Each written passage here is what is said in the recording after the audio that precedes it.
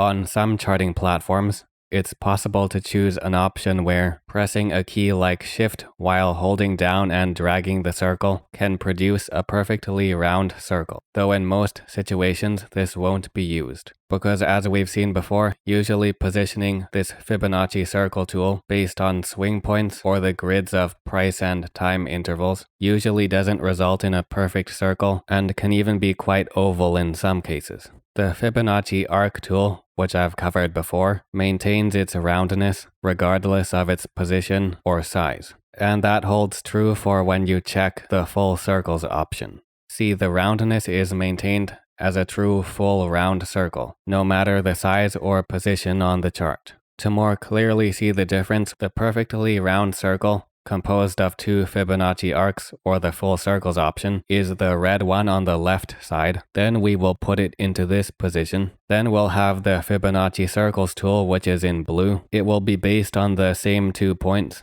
but naturally, it'll be quite different to the true round Fibonacci circle based on the Fibonacci arcs tool with the full circles option checked.